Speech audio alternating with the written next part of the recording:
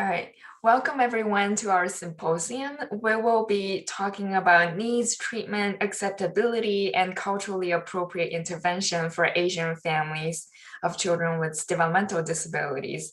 My name is Yuvia Xu. I'm the chair of this symposium. We have 3 papers for this symposium. First, Dr. Irang Kim will present her study on detecting disparities, and then Qi will present her study on understanding disparities, and then I will present on reducing disparities through an culturally appropriate intervention. And then after that, Dr. Esther's son will give us a brief discussion of these 3 studies. So first, I'll give a brief overview on autism in Asian communities. Around the world, Asians accounts for 60% of the population. It's also the fastest growing racial ethnic group in the US. But however, a lot of Asian families are impacted by this racial prejudice called the model minority myth. This myth basically believes that Asian families are overachieving and do not need any social services or social support. We can already see how this myth could be detrimental to a lot of Asian families of children with developmental disabilities, because their children oftentimes do not fit in the norms of the model minority myth. There are also documented disparities faced by Asian families of children with developmental disabilities, starting from getting the diagnosis early and then leading up to getting quality treatment that meets their children's need. For this symposium, we use a theoretical framework called Stages of Health Disparity Research developed by Kilborn and colleagues. This framework divides health disparity research studies into 3 unique stages. The first one is on detecting health disparity, basically identifying which group in the population is vulnerable to disparities. And then the second stage is on understanding the disparities, basically studies that identify determinants of health disparity at the following levels: individual, provider, clinical encounter, and also healthcare system level. And then the last stage is to reduce disparities through intervention and implementation of evidence-based practices. So without further ado, I will have Dr. Irang Kim share her study on detecting disparities. Okay, I'm Irang Kim. I'm an assistant professor at Tulane University. So I'm going to present the service needs of Maryland as Asian American caregivers who raising children with developmental disabilities.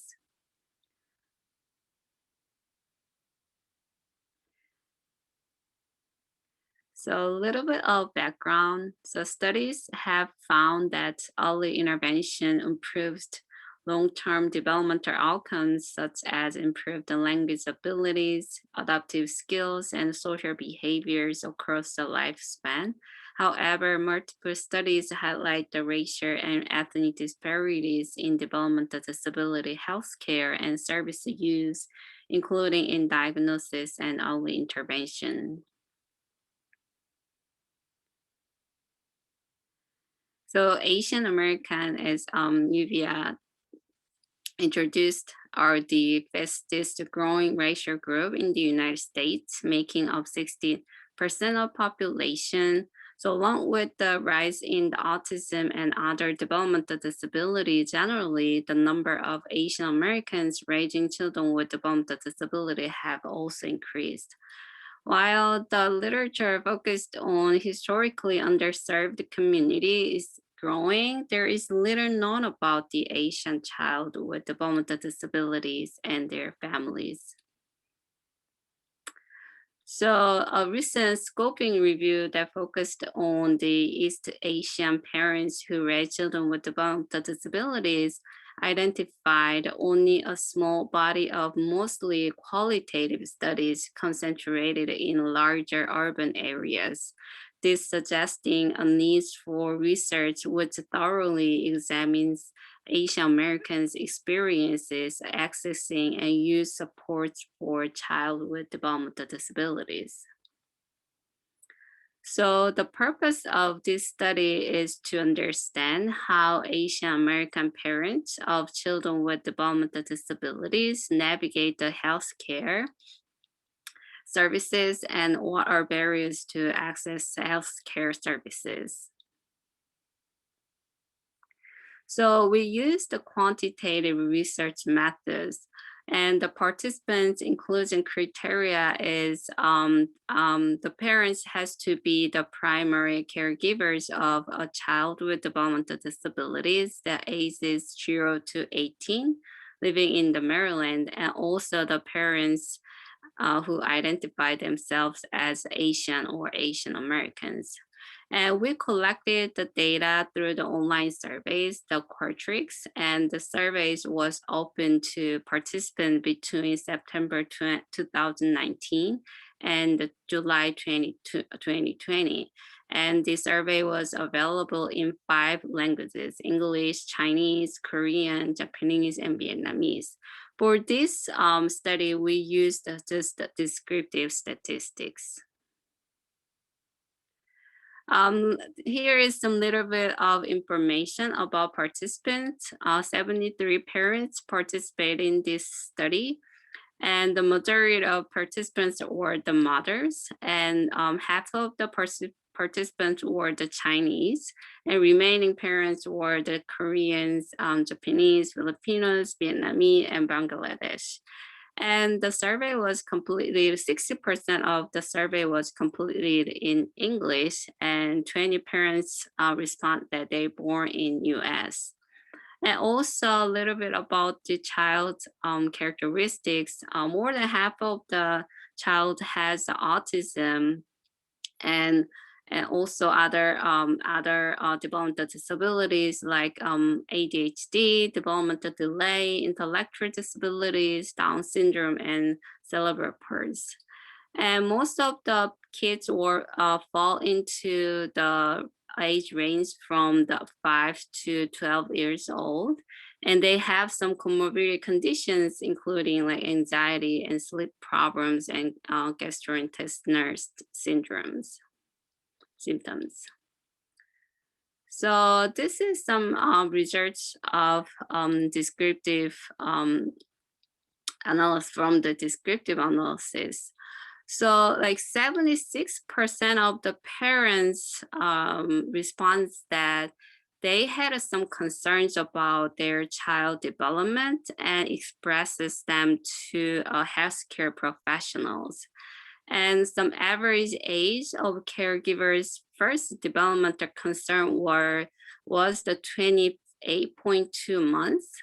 And their like first developmental concerns that they noticed was like languages. Like 62% of parents said that the language delay they will notice this, and 57% of parents say they noticed some social communication delays.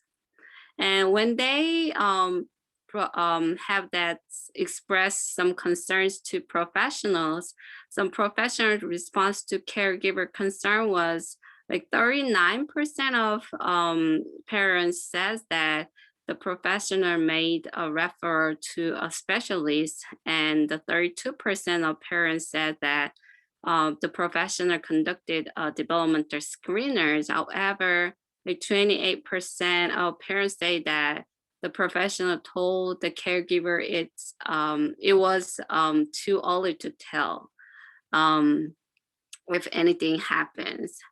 And also the parents, so we asked about who referred the child for diagnosis evaluation, and 25 parents said that they didn't receive the referrals. And less than half of the parents says the primary care physician or pediatrician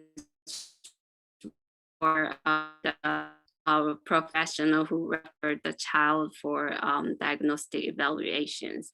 And lastly, the average age of the diagnosis were the 40 months. So this is some list of the barriers they experience to get the diagnosis. And the majority of parents said that they get stressed out when they get the stressed out when they get the diagnosis. And 62% of people said that it's difficult to understand the healthcare systems. And that 48% of parents said that they didn't not know where to go for help, and also like they don't have any care coordinations, and parents who needs the interpreters, they said that like 41% of parents say that they had a poor quality of needed interpreters, and 36% of parents said that they the interpreter was not available. So, and you can see the other barriers that parents experienced.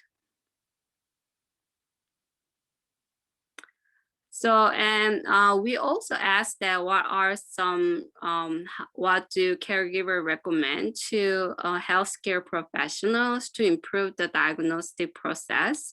And most of parents said that professional have to act faster when caregivers have child developmental concerns.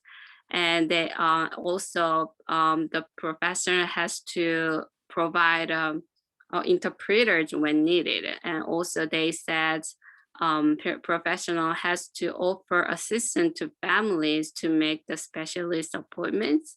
And also the professional has to have to give the checklist of the developmental disability signs at the routine check-up. Here is some summary of these results. So parents report an average 12 months gap between like noticing developmental delay and getting a diagnosis for their child. And most parents told the healthcare professionals about their concerns, but the professionals did not always act quickly to evaluate or refer the child. And the parents encountered many barriers to obtaining a diagnosis for their child. And parents who did not speak English had additional challenges communicating with their child providers. Lastly, the parents want professionals to increase their knowledge of developmental disability and related supports. So after this study, we had some recommendations. So the first recommendation is the professionals have to listen to parents and act quickly. The providers should listen to parents' concerns and act quickly to refer the children for evaluations. In particular, providers should be aware that cultural and language barriers might make it more difficult for providers to recognize developmental delays or understand the parents' concerns, or for parents to navigate the healthcare systems, coordinate the care, or overcome disability-related stigmas. And the other recommendation is to reduce the key barriers to service accesses. Given cost, distance, lack of translators, and other service barriers make it difficult for children to obtain the necessary services, more financial supports, in-home services, and culturally relevant programs are needed. I think that's all for my presentation. Thank you, Dr. Kim, for your presentation. I am Chi, a doctoral candidate in special education at University of Oregon. I will be sharing a project regarding how to further our understanding of disparity. The title of my paper is Acceptability of Treatment for Challenging Behavior Among Chinese Caregivers of Children with Autism Spectrum Disorder. I'm going to talk about a cross-sectional correlational survey study that explores treatment acceptability among Chinese parents of children with autism.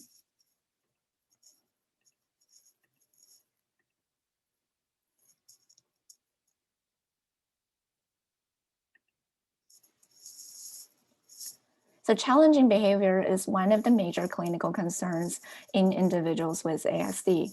Challenging behavior is likely to have its onset prior to 5 years old, and early intervention is necessary. Effective interventions addressing challenging behavior are function-based interventions based on the science of applied behavior analysis, or ABA in short. And research suggests that caregiver-mediated behavior analytic interventions are effective and important for maintaining treatment outcomes. In the US, training parents to use behavioral strategies is a research-supported practice to help decrease child's challenging behavior. However, there is very little information of challenging behavior in the Chinese context. The onset age, topography, chronicity, and severity of challenging behavior remain unknown. A recent systematic review on ABA-based treatment suggests that only 5 single-case experimental studies utilizing function-based treatments were identified. Although these treatments were generally effective, only 5 male children were involved in these studies. And nowadays, it is still not uncommon that challenging behavior is perceived as a result of ill parenting. And the unique Chinese cultural values and social values, which is collectivism, intensify the stigma attached to challenging behavior. Families express the urgent need for knowledge on challenging behavior and behavior management skills. So treatment acceptability is one dimension of social validity. It addresses the question of to what extent the consumers consider the treatment procedures acceptable. We know that a treatment, no matter how effective it is, if perceived to be unacceptable, it is unlikely to be adopted by the consumers. So although based on behavioral science, these function-based procedures were contextualized and validated in the Western world and mostly among white parents.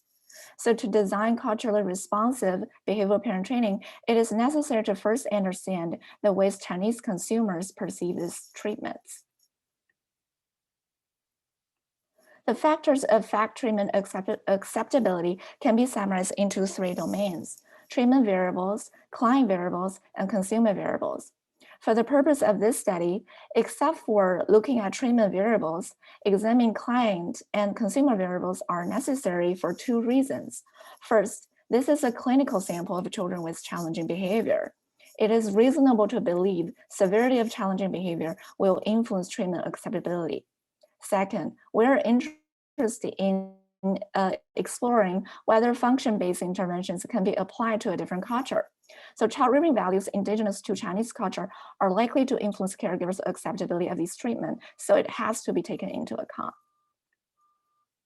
So guided by this conceptual framework, I have 3 research questions in this study. The first question is, does severity of challenging behavior influence caregivers' treatment acceptability? We hypothesize that more severe challenging behavior predicts higher acceptability for punishment-based strategies.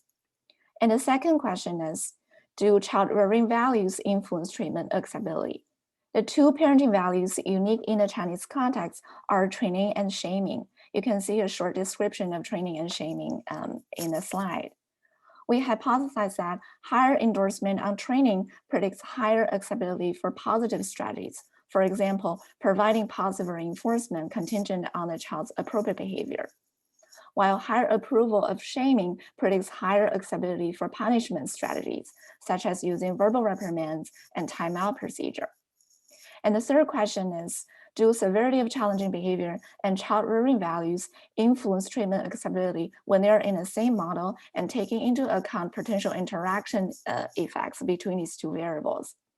This question has not been addressed in previous literature in any populations, so it is exploratory in nature and we don't have a hypothesis on it. So 216 Chinese caregivers completed our service online, and they came from 25 provinces in China. Most parents were married and their income is slightly higher than the national average.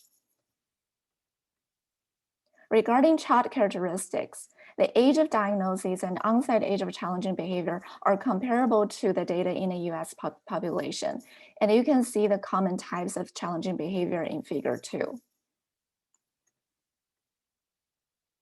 So these are the measurements tools used in study, and I want to explain briefly how we measure the dependent variable, which is treatment acceptability.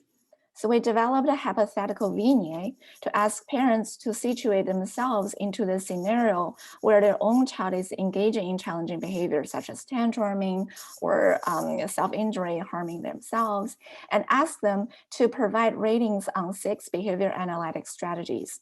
For example, the first strategy is non-contingent reinforcement, which means providing attention regularly to the child if the child's challenging behavior was maintained by the adult's attention. Of course, we avoided jargons and provided specific examples for parents to fully understand each strategy. And for each strategy, there are 6 items for them to rate on. These 6 items were designed to assess the extent to which parents perceive the strategy as effective, whether they need support when implementing the strategy, and potential barriers during implementation. So the results revealed significant differences in treatment acceptability ratings on 6 different function-based strategies. As you can see from figure 3, parents rated non-contingent reinforcement and positive reinforcement as the most acceptable treatment, followed by teaching alternative behavior, then extinction and negative punishment, and positive punishment was rated as the least acceptable among 6 treatment strategies. In terms of how severity of challenging behavior influence treatment acceptability, we found that parents of children with more severe challenging behavior are more likely to perceive positive punishment procedures, for example, using verbal reprimands and corporal punishment, as more acceptable in reducing challenging behavior. And regarding how Chinese child rearing values influence treatment acceptability, we found that parents who endorse shape training as more valuable parenting practice were more likely to find positive strategies, including teaching alternative behavior and positive reinforcement acceptable. On the other hand, parents who endorse the shaming as more valuable parenting practice were more likely to find positive and negative punishment procedures, for example, verbal reprimands and timeout procedures, as more acceptable in decreasing challenging behavior.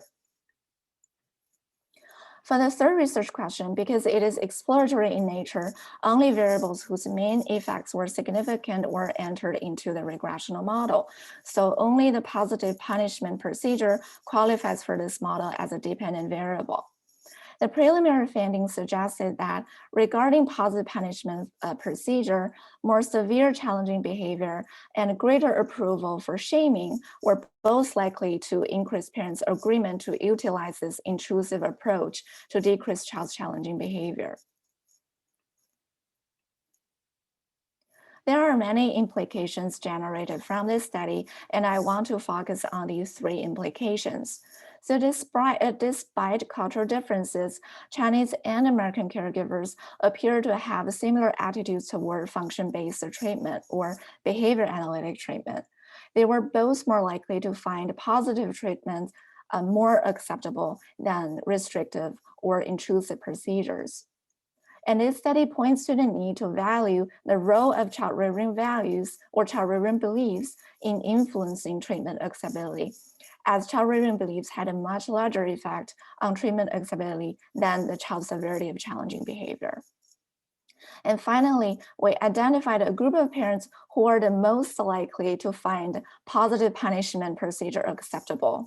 And these caregivers are those who endorse the shaming and have children with more severe challenging behavior. So these parents may need additional support to adopt and adhere to positive intervention strategies. It is important for the professionals to pay attention to this group of parents. And when working with these caregivers, we need to emphasize on the rationale and long-term benefits of using positive procedures such as teaching replacement behavior and positive reinforcement. And it's necessary to conduct progress monitoring regularly to make sure these parents are still using these strategies after the conclusion of parent training. So thank you. I'm going to turn over to Yuvia for her presentation.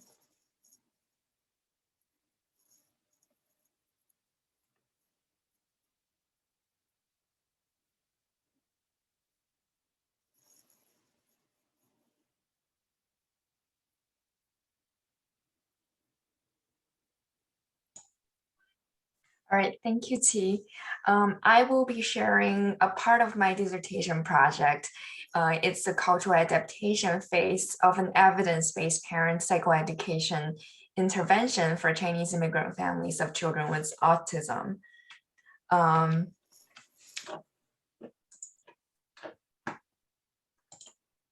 So I'll first have a brief overview of the presentation. I'll first talk a little bit about the background information on autism in Chinese immigrant communities, and then share a little bit more about parents taking action, the intervention that I adapted. And then I'll talk a little bit more in depth on the procedure and process of cultural adaptation, and share with you the changes we've made to this intervention. So we, as both T and Irang discussed, there are documented disparities in getting diagnosis and accessing services, and particularly quality services for Asian families. This is true for the Chinese immigrant communities as well. There is also an underutilization of care for Chinese immigrant communities in general for both mental health services and other social services. However, there's very limited intervention studies targeting these disparities faced by Chinese immigrant families of children with autism. To the best of our knowledge, we only found one pilot intervention with 9 Chinese families, and it's unclear whether this intervention was developed with the consideration of stakeholder input or not. So we are not sure whether this intervention was adapted culturally using a systematic approach. So that leads me to this project in adapting parents taking action to target the disparities faced by Chinese families. Parents taking action is an empirically supported intervention rooted in the community. It uses a framework called the community health worker model. So basically, parents of children with autism from the community are trained as community health workers to conduct weekly visits for families who have newly diagnosed children with autism. And this intervention was originally developed for Latino families of young children with autism. A few iterations of parents taking action has shown its effectiveness in both family and child outcomes. And these few iterations include one randomized control trial as well. So here's a brief overview of the content of parents taking action. There are 3 main areas that we cover. First is understanding autism, child development, and evidence-based practice. And then it's reducing behavioral issues with evidence-based strategies, encourage communication and play. And last but not least, advocacy and self-care for parents raising these children with autism. So there are 3 main reasons why I adapted parents taking action instead of finding another evidence-based intervention in the market. So autism, as T and Irang mentioned, autism and its treatment and the understanding of autism were developed in the West, and it's based on the Western understanding of child development and treatment. But parents taking action, originally designed for the Latino communities, was developed with a consideration of collective values and familism that are shared by both the Latino and Asian communities. And additionally, both Latino and Asian communities consist of a large number of immigrants who share the experiences of acculturation. And the content of parents taking action was designed with this consideration, so the languages were really accessible, explaining the jargons and terms in plain language. So let's take a look at how I adapted this intervention. So I combined 2 cultural adaptation frameworks. The first one is called the ecological validity framework. This framework was also used in the original parents taking action development. So it basically divides cultural adaptation process into 8 different dimensions: persons, language, metaphors, concepts, goals, methods, contexts, and content. On the right of the screen, you can see an image of this 8 dimensions combined with another cultural adaptation framework called deep and surface structure adaptation. On the top, you can see the 4 dimensions that are the surface structure adaptation, which are very obvious adaptations that we have to make when we're taking one intervention from one culture to another culture. And on the bottom, you can see the 4 dimensions that we need to go into details and in-depth adaptation, which we call deep structure adaptation. And these dimensions include how we set goals, the methods of the delivery of the intervention, and the context of the intervention, as well as the content of the intervention. And I put the community house worker model here. I call them parent peer advocates in my own version of this intervention. So the participants of the study include 6 providers. The majority of them were female, have a master's degree, and have over 10 years of serving Chinese families of young children with autism. And 6 parents, and the majority of them were mothers without college degrees, and their children's average age was 20. So we conducted one focus group with the providers and one with the parents. The parents' children with ASD, their age are above the target population because I wanted to capture their experiences when they're raising their kids, younger kids of autism after they had the experiences. After we finished data analysis, we conducted member checking to make sure that we are having our reliability met and the participants agree with our results. So we use deductive qualitative analysis as the data to analyze the data. What it means basically is we have a pre-developed coding list that we combined using the Witsi et al.'s evidence-based practice adaptation coding system and the 2 cultural adaptation framework I mentioned above. With this coding list, 2 bilingual and bicultural Chinese researchers independently coded the focus group transcripts. When there are content that we can't use the codes on the list, we come together to discuss whether we need to create a new code on the list. And if we do, we use the new code to code the rest of the transcript for the content that's relevant. And here are the things that we made changes on for the intervention. For the mode of delivery and the structure, the original intervention used community health workers, community health workers only delivering the intervention through one-on-one family visits. But the new intervention, because of COVID, we had to change it into 2 1 hours part of the 1 hour part. 1 hour is synchronous online group learning, and the other hour is a pre-recorded lecture that parents can watch on their own time. Parents preferred a group format over one-on-one family visits. So we made that changes into an online group of 5 to 9 parents. The original intervention had 14 weeks. We condensed some of the weekly contents, and now we have 10 weeks for this intervention. Here are the changes we made for the content. Because of the time limit, I'll emphasize 2 main changes to the content. The first one is in the beginning of Parents Taking Action, there's a story of Tom Island, who's this successful young man who has his own inspirational speech business, and he's white. So the parents wanted to see 2 different family stories featuring a family that have a high functioning child with autism and a family of a relatively lower functioning child with autism.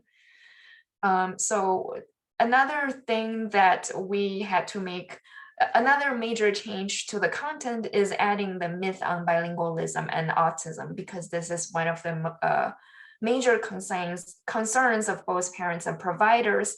And there are a lot of myths prevalent in both the provider community and also the parent community. So we added myth on bilingualism and family language policy so that parents have a better understanding what's the evidence out there on this topic. And there are some contextual elements that we need to take into consideration. Parents and providers mentioned that we need to take into consideration their educational level, the language barriers they face in accessing basically every single service they have to get for their children, cultural stigma, Chinese parenting style, and also family dynamics and extended families. So here's what we have after adapting the intervention. We have a manual for each parent, is over 100 pages with the 10 sessions, and each parent gets a bag of tokens, picture schedule, and communication cards. And on the bottom here are some supplemental readings for each that matches each week's content. I think here I have the session 7 on how behavior can serve as a function of communication. And then on the right is a red folder each parent will get that have working sheets that they use when they're doing the online group learning sessions. So we trained 4 mothers to deliver the group online learning sessions each week, and we recruited 28 mothers from Chicago and New York. The majority of them are low-income families, and the average age of their children were 5. We're currently collecting post-intervention data, so we look forward to sharing the quantitative results of this intervention in the future. We thank our funders and mentors, and most importantly, thank all the participating parents and stakeholders. And now I will pass this on to Dr. Esther Sun for our discussion part. And I will go back to the slide. Health disparity framework. Thank you, Yovia, and thank you all the presenters to present your wonderful work today. So I briefly focus about the highlights of each paper, each study, based on the stages of health disparity research that we have used as the framework. So as you are looking at this framework identifies 3 stages of health disparity research, such as detecting disparities, understanding disparities, and followed by reducing disparities. So all of the papers that presenters presented for today is related to these stages. So for the first paper presented by Dr. Kim is related to the first and second phases of this framework, which are detecting and understanding disparities. So if you are looking at the detailed strategies in terms of detecting and understanding health disparities, you can see how they define vulnerable populations, because they already mentioned about how Asian American children with disabilities, they are understudied, and then they are historically underserved compared to white children with developmental disabilities, including autism. So they defined why they are vulnerable. And then also for the first paper, Dr. Kim focuses on the unmet needs of Asian families of children with developmental disabilities in Maryland. So based on the parent reported survey questionnaire, she and her colleagues found out that how cultural and language barriers are affecting the barriers to diagnostic process. So as you look at those findings, based on the cultural and language barriers, they have more delay in obtaining the diagnosis, and then also it's already related to providers' response to parents' concerns, because even though the parents expressed about their concern when their child was young, but the most responses from the providers are just wait and see, and then he will grow out of it.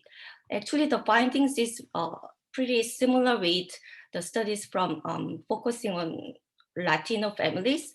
I think that is very that makes sense, because as Yovia presented, Asian and Latino population has a similar cultural backgrounds, such as focusing on familism, and then they also have collective cultures. So based on those similar cultural settings, both of the groups has barriers to obtaining diagnosis. So thank you for pointing out those barriers to healthcare access. And then in addition, Dr. Kim and her research team suggests that providers should listen to parents' concerns, and then they have to protect, they have to act quickly to refer children for evaluation. It is related to the importance of proactive responses from the service providers. And then also I'm gonna move to second paper, which is presented by Chi. And then she was talking about the treatment acceptability of Chinese families of children with autism. In terms of that, findings are related to how to understand disparities. So as a researcher and service providers, we have to understand the parents' needs. Particularly, the findings is focusing on the parents' preferences and acceptability in treatment, because that's the first step in developing culturally appropriate interventions. So from the findings, the most important takeaway is we need to consider the value of role of child rearing beliefs, because it is influencing treatment acceptability of Chinese parents, caregivers. So she talked about how those training and shaming of Chinese families is affecting the treatment acceptability. So when we think about cultural adaptations, we have to understand what are those consumers' preferences, and then how their decisions is affecting the health outcomes, including treatment acceptability. And then finally, for the last paper presented by Yovia, it is related to second and the third phases of health disparity research. So it is related to how to understand and the disparities, and then how to reduce disparities based on those in-depth understanding. So she and her colleagues shows the process, very thorough process of culturally adapting on evidence-based parent psychoeducational intervention, which is called Parents Taking Action for Chinese immigrant families of children with autism. The takeaway from that particular study is they are focusing on low-income Chinese immigrant families. So when we think about the immigrant population, we also need to consider their socioeconomic status. For those immigrant parents, if they are low-income immigrant parents, they are less likely to get better education and resources compared to high-income immigrant parents. So there was very poignant and then important focus when they select those participants. And then she and her research team shows how they adapted the original versions of parents taking action based on their own culture, which is Chinese culture. And so they adapted a group format instead of like one-on-one individual format. And then also they tried to listen to the parents, and then they adjusted the format and the training sessions, and then the platform for the training based on the parents' perspectives. In addition, it also shows very thorough adaptation in terms of intervention structure and contextual elements such as family dynamic and cultural stigma against ASD. And then also they focused on how providers' perspective is also affecting those cultural adaptations.